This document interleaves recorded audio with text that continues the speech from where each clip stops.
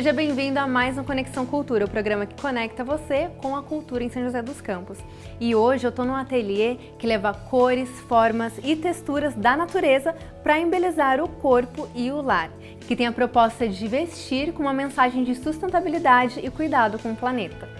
Eu vou falar de slow fashion e da cultura de produção sustentável, com o artesão Eduardo Bueno. E eu acho que eu vou até colocar a mão na massa. Vamos lá? Bom, então agora eu tô aqui com o Eduardo Bueno, dono desse ateliê lindo, né, gente? Eduardo, obrigada por nos receber aqui. Eu queria começar perguntando, porque assim, curiosidade, né, artesão, como que você desenvolveu isso? Você é formado, tem alguma outra profissão? A minha formação é tradução, então sou tradutor por formação de francês e inglês, mas também tenho um MBA em negociação internacional, mas desde sempre eu fui ligado às artes, então desde criança eu tive essa vontade de conhecer, de me expressar, né, por meio de desenhos, cores, né? Então, desde criança. Conta como que foi, com que idade você começou? Você lembra das primeiras coisinhas, assim? Ah, sim, foi muito assim.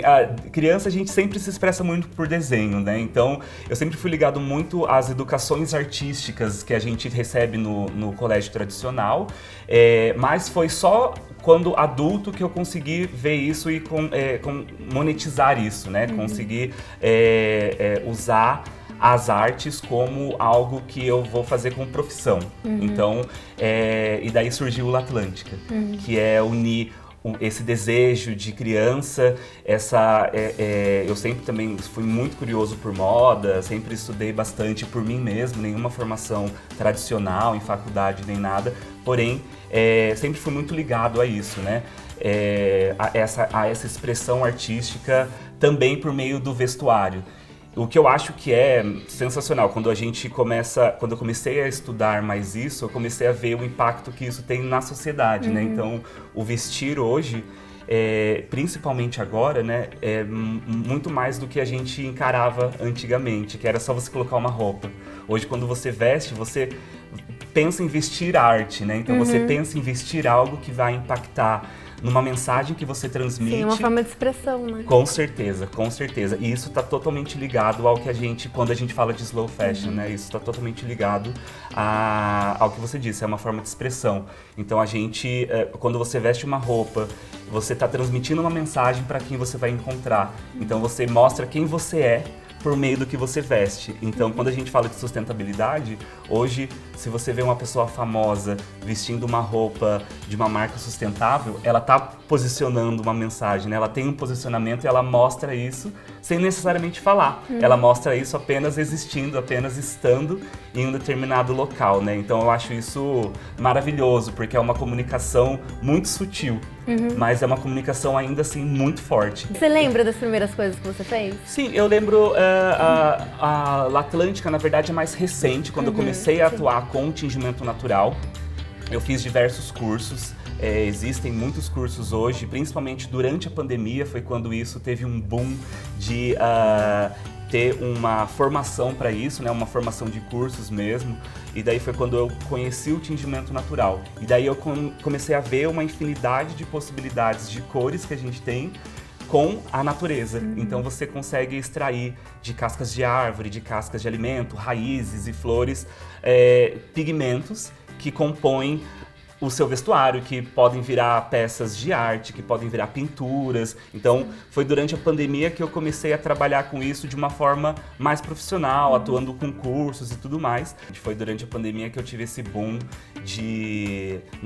eu preciso estar ligado à minha essência, né? E foi uma forma de reconectar, de sair de uma vida e de uma rotina que exigia muito de algo mecânico, que é acordar, ir trabalhar, voltar, e num movimento que acaba cansando muito a gente. Eu precisava, e a pandemia, obviamente, né, fez com que a gente ficasse sob um estresse muito grande. Então foi uma forma de conhecer e me conectar um pouco mais com a natureza, que também foi algo que eu sempre gostei. Eu fui uma criança que cresceu na roça, então eu cresci... Olha a conexão com a natureza aí também, né? Exatamente. Então isso aliou, de uma certa forma, o que eu sempre vivi de uma criança que sempre gostou muito dessa expressão artística, artística, que sempre gostou muito de pintar, sempre gostou muito de vestir diferente, de conhecer moda, isso já mais na adolescência, né?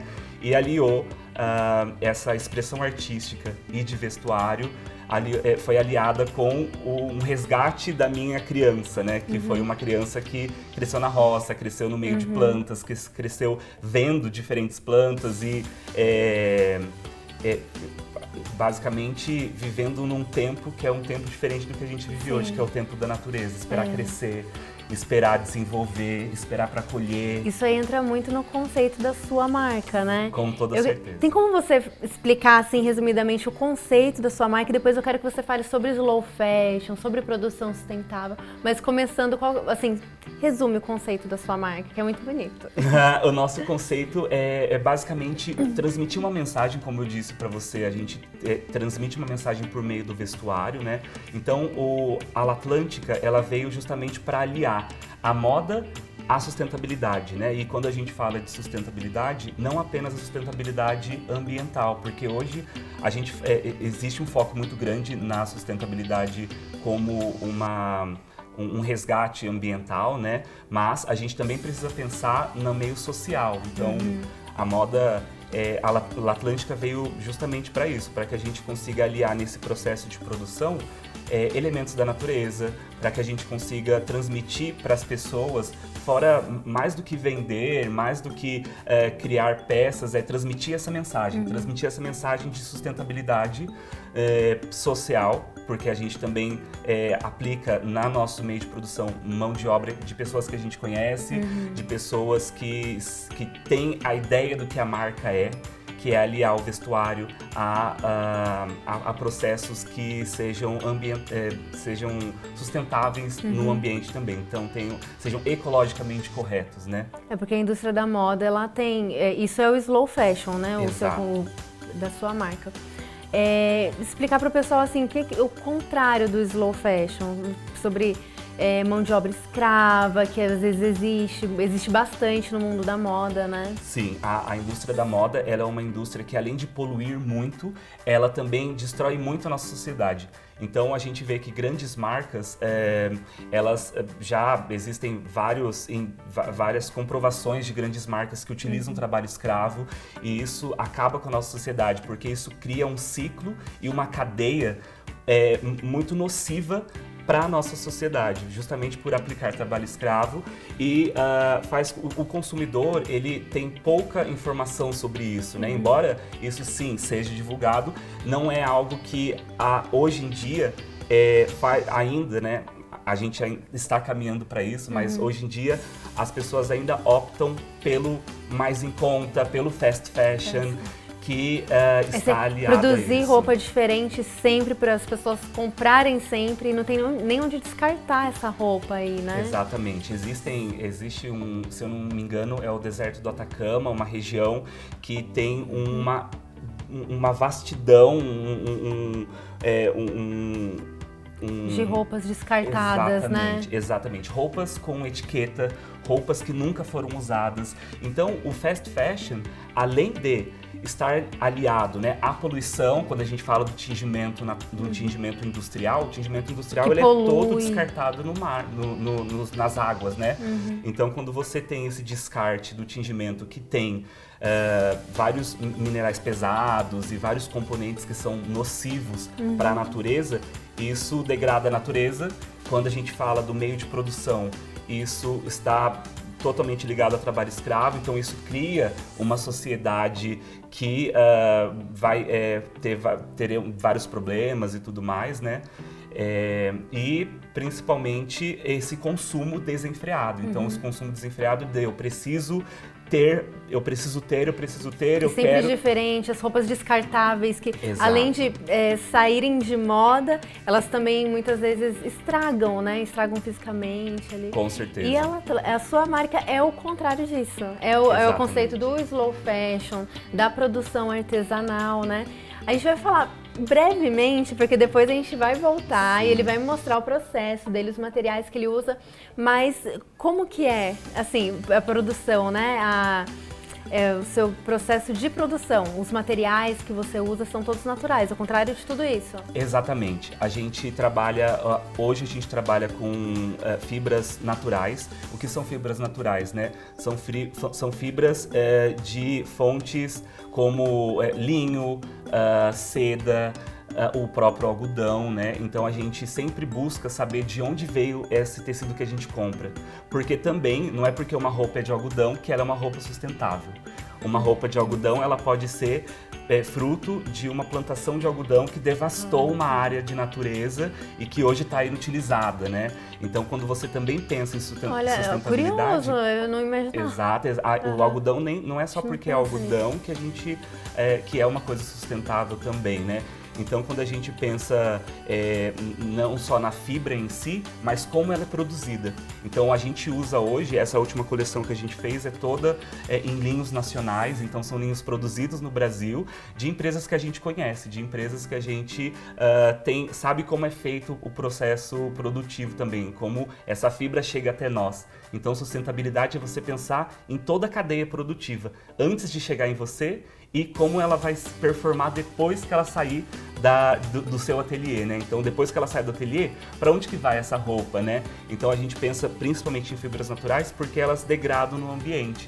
Então, quando você tem uma peça de algodão, linho, seda, elas agridem muito menos o ambiente do que você ter uma fibra como um poliéster, que tem plástico. Então, você veste plástico e isso faz com que esse plástico fique na natureza por muitos e muitos e muitos anos, causando uma poluição e se juntando a outras peças. Então a gente tem hoje existe no oceano aí uma ilha de tecido, né? E pouca gente sabe disso. É uma ilha de tecido mesmo que com uma quilometragem ali que dá para pessoas morarem lá. Então essa ilha fica boiando e fica contaminando tudo por onde ela passa com dejetos que vão ficar... também, né? Exatamente, porque ela não vai se degradar. Decompor, né? Exatamente, esse plástico, né? Esse tecido de plástico, ele vai ficar na natureza por muito tempo. E o lixo não tem o jogar fora, né? O planeta é um só. Então a gente não joga tem fora tem como jogar fora da sua casa, fora do planeta não tem. Exatamente. Então não tem quando você descarta uma peça e você fala, eu vou colocar essa peça no lixo. Essa peça vai continuar no planeta, ela vai continuar poluindo. Esse lixo é um habitat de outro animal, né? De outras pessoas, às vezes, como você falou, do deserto do Atacama. Exatamente. Esse lixo ainda é o nosso planeta, né? E é justamente por isso, por esse pensamento, que hoje a gente vive condições climáticas absurdas. A gente acorda com uma temperatura, vai dormir com uma outra temperatura, a gente tem um aquecimento global. Então existem diversos fatores que mostram pra gente que como o meio como a gente consome hoje, a forma como a gente consome hoje, não está certa. A gente precisa repensar isso, né? É bem legal conhecer mais, né, desses conceitos de slow fashion, de produção sustentável. E no próximo bloco a gente vai falar sobre os materiais que ele usa, os processos de produção e também sobre o processo criativo dele. A gente já volta, tá?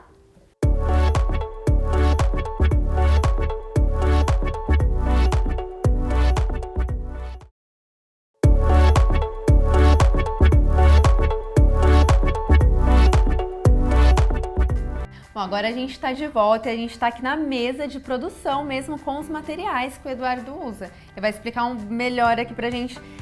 Me explica aqui, né? Quais são os materiais que você usa? A gente tá vendo casca de cebola aqui. Exatamente, como é que é? Exatamente. A casca de cebola... Onde você tira essa casca de cebola?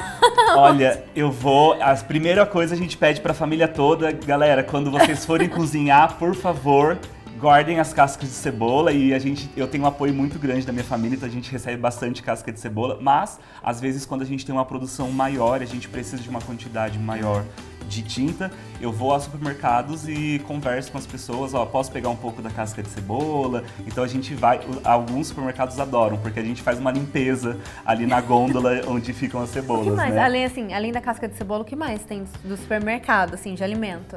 De alimento, depende muito do tipo de alimento. Por exemplo, muita gente acha que repolho roxo, beterraba, por terem uma coloração forte, são propícias ao tingimento natural e não são. Porque existe todo um estudo químico, né? De que material vai fixar bem nesse tecido e vai resultar numa cor legal que não vai ficar esbranquiçado ou que não vai sair. Uma coisa que utilizam muito é casca de árvore.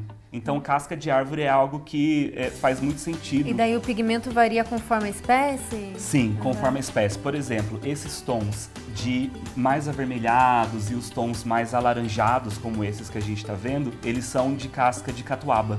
Então, a casca da árvore catuaba, ela dá esse tom, mas ela também consegue, dentro desse mesmo material, a gente tem uma cartela de cores muito grande. Então, por exemplo, a casca de catuaba, se você adiciona bicarbonato, você tem um vermelho. Entendi. A casca de catuaba, esse naturalmente... vermelho? Esse vermelho, exatamente. Ele fica mais avermelhado assim. E a casca, isso daqui é tingido com catuaba também. Então, apenas a casca de catuaba num tecido já preparado. O mesmo material para tingir aqui, então, com uma variação de cor. Exatamente. Legal. Por exemplo, a casca de cebola, né? Da cebola, a gente faz uma infusão, que é nada menos que um chá de cebola que fica... Tem aqui, né? Temos mostra aqui, pra sim, gente. exatamente. Essa daqui é a tinta já pronta, né, de casca de cebola.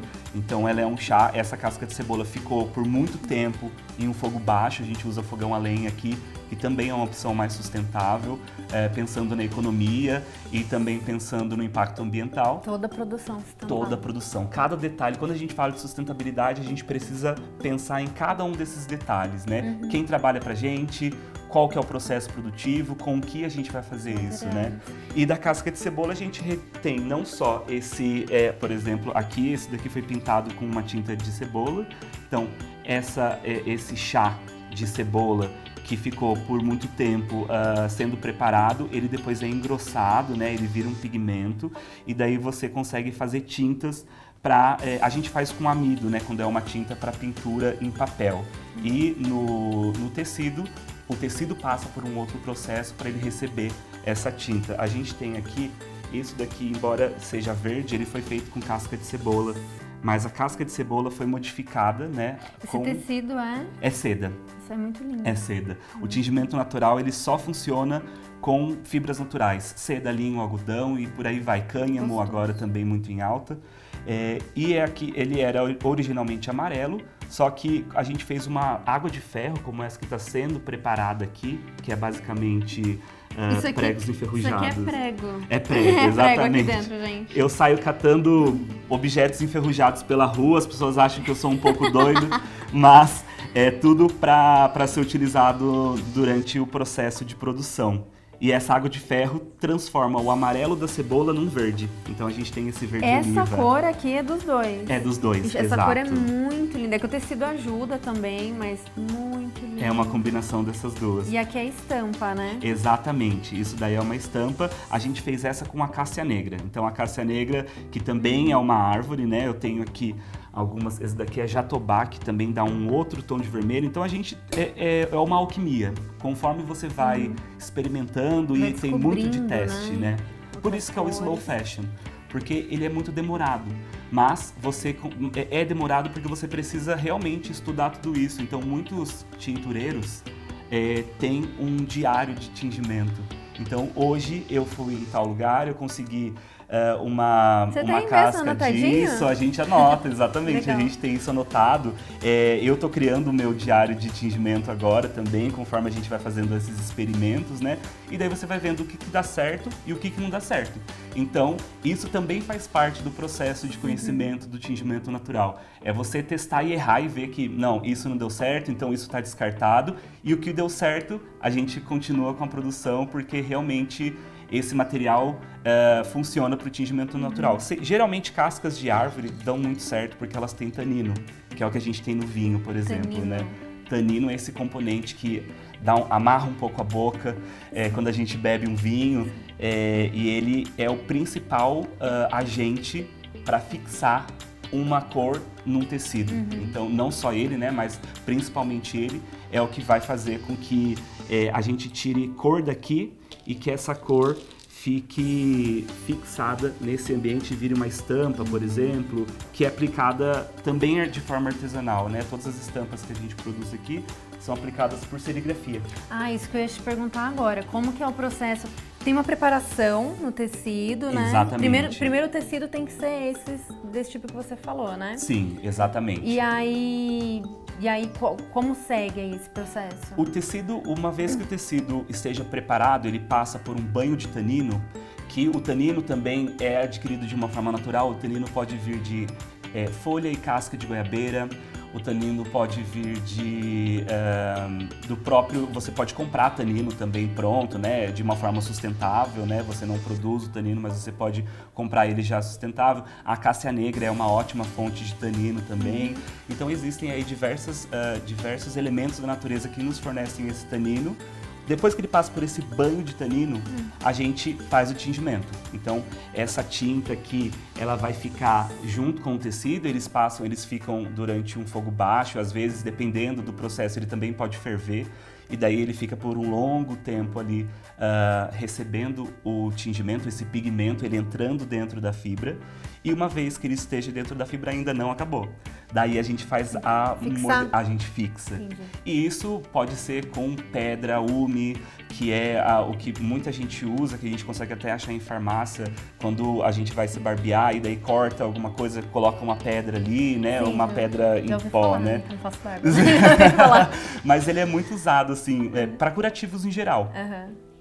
Então isso também é um outro elemento que a gente usa, porque é uma pedra, é um minério em pó. Então a gente também usa isso para fixar posteriormente a cor nesse tecido.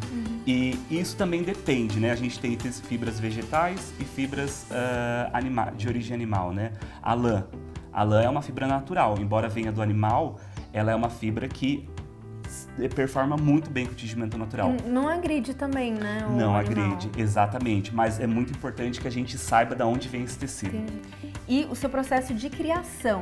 A gente tem aqui uma estampa que você... É uma futura estampa? Sim, Como que exatamente. você pensa, planeja as estampas e faz? Como que é isso? A gente tenta, justamente por transmitir essa mensagem de aliar o nosso dia a dia, a nossa rotina com elementos da natureza, a gente usa, obviamente, o mais belo que essa natureza tem, né? Que são as formas mais orgânicas. Então a gente vê que a natureza, ela não é... Embora exista uma simetria maravilhosa dentro da natureza, né? Ela também tem uma liberdade orgânica de formas e cores, né? Então a gente também quer colocar esse conceito dentro da marca. Isso produz peças únicas, né? Porque cada estampa, cada roupa... Você pode virar para o pessoal ver? Olha só, esse tipo de estampa, né, gente? Ó. E cada desenho é único, cada roupa é única. Com certeza. Foi você que desenhou? Sim, exatamente. Todas as estampas são feitas por nós, então eu desenho cada uma dessas estampas. Depois a gente transforma essas estampas, a gente tira uma foto desse desenho e esse desenho vira uma tela de serigrafia, que também é uma forma artesanal de você criar uma estampa. Isso aqui é a tela de serigrafia? Exatamente. É o que você usou na sua roupa ali Exatamente. atrás. Isso daqui foi feito a partir dessas telas de serigrafia. Esse daqui foi um outro desenho. Essa, inclusive, é uma flor chamada pata de vaca, ela existe aí, vocês devem encontrar bem famosa, né? Sim. E é nativa da Mata Atlântica. Então mesmo? a gente também daqui, leva né? isso. Exatamente. Então a marca La Atlântica com espécies nativas da Mata Atlântica, né? Não só, mas também. Então a gente também quer levar essa curiosidade que eu acho muito interessante. Então quando você tem uma peça de roupa ou você está seguindo uma página, né? Que vai dar esse tipo de informação para você, pode ser algo que faz com que você tenha mais curiosidade de saber sobre essa mata que está ao nosso redor, né? Pelo que lutar. Então, pelo que lutar, pela nossa mata atlântica, pelo cerrado, pela floresta amazônica, né? Pessoal, então o programa vai ficando por aqui, mas se você quiser assistir novamente esse programa ou qualquer outro, acessa o YouTube da TV Câmara. E também tem o nosso Instagram. Lá vocês podem saber quais são as próximas pautas, acompanhar os bastidores e ficar por dentro da vida cultural de São José dos Campos. Então até a próxima semana, no próximo Conexão Cultura. Você já ouviu falar em arte ambiental?